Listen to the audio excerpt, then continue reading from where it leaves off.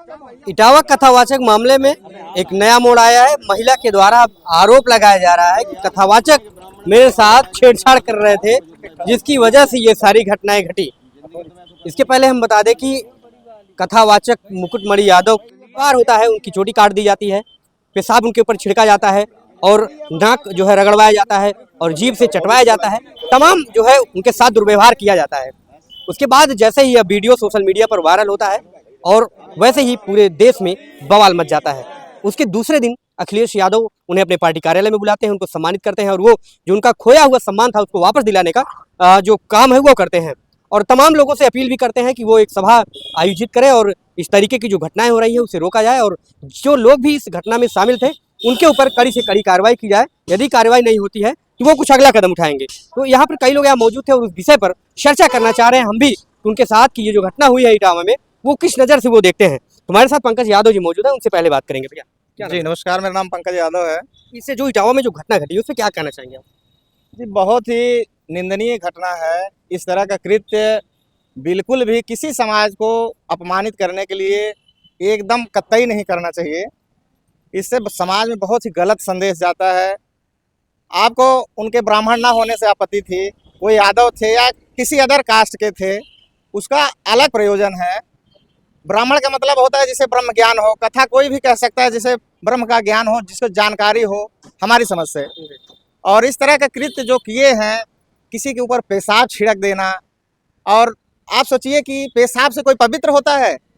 अगर पेशाब से पवित्र होता तो उसको किसी देवस्थल पे क्यों नहीं चढ़ाते? भाई गंगा जल पवित्र मानते थे, हम जानते थे, लेकिन ये पेशाब कौन पवित्र करने की चीज है ये तो हम नहीं। वही तो हम भी सुने थे कि गंगा जल जो है पवित्र है, हर जगह छिड़का जाता है। कोई मृत होने वाला होता है तो उसके मुख में दिया जाता है कि ताकि उसको स्वर्ग मिले।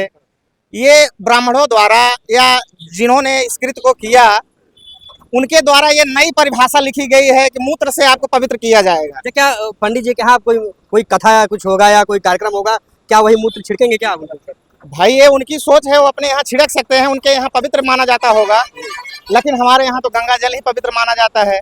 और सबसे पवित्र ये माना जाता है कि किसी कास्ट को, चाहे वो एससी हो, ओबीसी हो, बैकवर्ड हो, फॉरवर्ड हो, तमाम तरह की जातियां हैं अपने समाज में, हमको ऐसा कदम नहीं उठाना चाहिए थे। तो जिस दिन ये घटना घटी थी, जिस दिन उनका मुंडन किया जा रहा था, उनको पवित्र किया जा रहा था, उस दिन मीडिया के सामने, वीडियो के सामने वो क्यों नहीं बोली कि हमारे साथ छेड़छाड़ कर रहे थे या हमारे साथ बदतमीजी किए या हमारे साथ अमानवीय व्यवहार किए? उस समय तो उन्होंने कुछ भी नहीं कहा। जब सोशल मीडिया पर वीडियो वायरल हुआ उनके कुकृत्य का, तब जाके 2 दिन बाद महिला ने आके कैमरे के सामने बोलना शुरू किया कि हमारे साथ अभद्रता हुई है। अगर उनको जात से लेकर नफरत थी या उनको यादव होने से या कोई अदर कास्ट होने से नफरत थी तो भाई अपनी कथा रुकवा सकते थे। भाई हम यादव हैं, आप नहीं कहेंगे, या आप अदर कास्ट हैं, पुलिस बुला सकते थे, उनको रुकवा सकते थे। उनका मुंडन करने के, मूत्र विसर्जन करने, छिड़क के उनको जो है पवित्र करने की क्या जरूरत थी? इस तरह का घोर कुकृत्य जो किए हैं, तो धरती तो है, कोई 500 साल का जीवन लेके नहीं आया है। अब यहाँ तो उनका जो होना है होगा, ऊपर का पता नहीं, वो अपना रास्ता ऊपर का भी खराब कर चुके हैं। और शर्मा जी हमारे साथ, पंकज शर्मा जी हैं, इनसे थोड़ा सा बात करेंगे। क्या कहेंगे इटावा के मामले में? हम यही बोलना चाहेंगे आप लोगों से, जिस तरह से इटावा के पंडित जी लोगों ने किया, हम मानते हैं बहुत ही दुर्भाग्यपूर्ण बात है और ऐसा नहीं होना चाहिए। रहा सवाल पंडित संत महात्मा का, तो जात से कोई संत नहीं होता, कर्म से संत होता है। कर्म प्रधान विश्व कर रखा, भागवत कथा और रामचरितमानस में कहा गया है कर्मण्येवाधिकारस्ते। तो यहाँ के नाते भैया हमारे ठेठ में कहे मतलब यही बात कि हम पंडित है लेकिन कर्म मार गंदा बात, हम ब्राह्मण नहीं। जिसके कर्म अच्छे हैं, जो ज्ञान है, विद्वान है, वही संत है। जात से आप संत और जात से आप पंडित तो नहीं हो सकते। आपका ज्ञान अगर उच्च है, विचार आपके अच्छे हैं, तो आप ब्राह्मण हैं। तो वहाँ के पंडितों के द्वारा कहा गया कि अपनी जात छुपा करके जो है कथा करने आए थे और ये ब्राह्मण नहीं है इसलिए कथा नहीं कर सकते हैं। जिस तरह से मेरा मानना है भैया, हम ही मानते हैं कि अगर हमारा कोई संबंध का होता है तभी हम अपने यहाँ आमंत्रित करते हैं। हमारा जो यजमान होता है किसी कार्यक्रम का अगर हम आयोजन करते हैं, जो मेरा मुख्य यजमान होता है उससे हम भली भांति जानते हैं कि आपका घर कहाँ है, आप कौन है। इस तरीके से फर्जी तरीके से बातें करना बिल्कुल दुर्भाग्यपूर्ण बात है। मैं आपके चैनल के माध्यम से यह निवेदन करना चाहता हूँ, इटावा के जो भी दुष्कर्म करने का काम किया, ये कि दुर्भाग्यपूर्ण कर्म किया, जिन्होंने कि द्वापर त्रेता से हमारा कृष्ण श्री कृष्ण से इतना प्यारा संबंध रहा है, हम उनके भक्त भी हैं, इस तरह से अपमानित करना उचित नहीं है।